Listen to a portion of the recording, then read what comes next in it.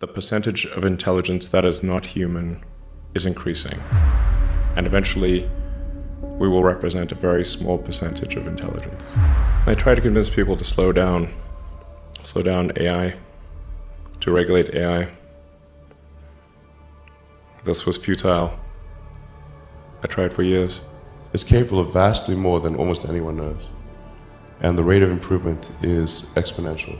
And it scares the hell out of me. The biggest issue I see with so-called AI experts is that they think they know more than they do. And they think they're smarter than they actually are. The DeepMind system can win at any game. It can already beat all the original Atari games. It is superhuman. It plays the games at super speed in less than a minute. And we're all feeding this network without questions and answers. We're all collectively programming the AI. And and Google plus all the humans that connect to it are one giant cybernetic collective. This is also true of Facebook and Twitter and Instagram and all these social networks. And it's mostly about the bandwidth, the speed of the connection between your brain and your the digital extension of yourself. Particularly output. And output, if anything, is getting worse. You know, we used to have like keyboards that we'd use a lot. Now we do most of our input through our thumbs on a phone. And that's just very slow. A computer can communicate at 1 trillion bits per second, but your thumb can maybe do, I don't know, 10 bits per second or 100 if you're being generous. So some high bandwidth interface to the brain, I think, will be something that helps achieve a symbiosis between human and machine intelligence, and maybe solves the control problem and the usefulness problem. We're quite close to, or very close to the cutting edge in AI, and it scares the hell out of me.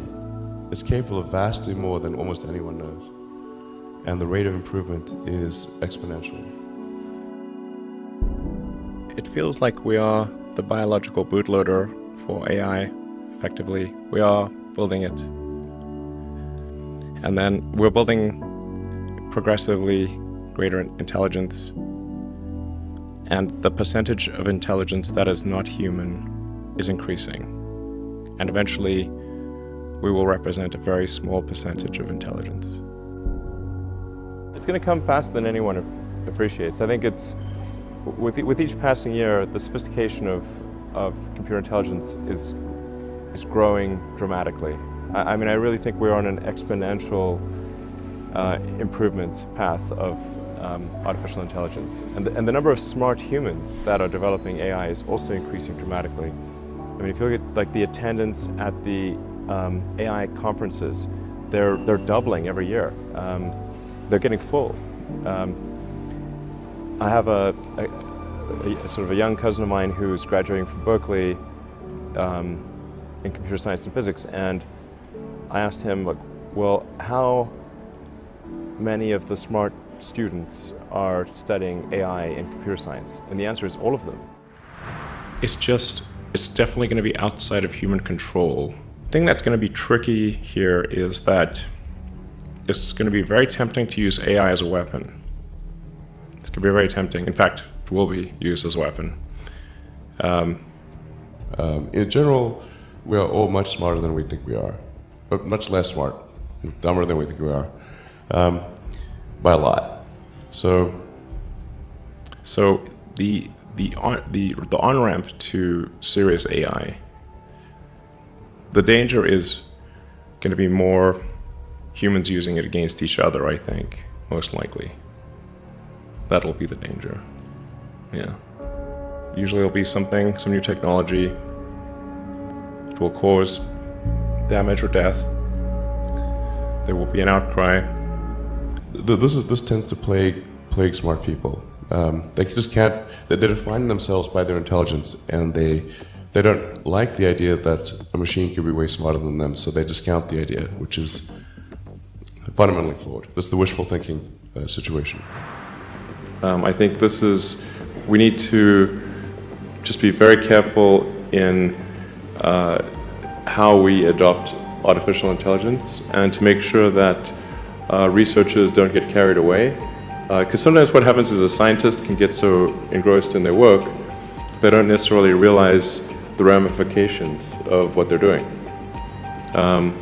So I think it's important for public safety that governments keep a close eye on artificial intelligence and make sure that it does not represent a danger to the public. But what to do about mass unemployment? This is going to be a massive social challenge. And I think ultimately we will have to have some kind of universal basic income.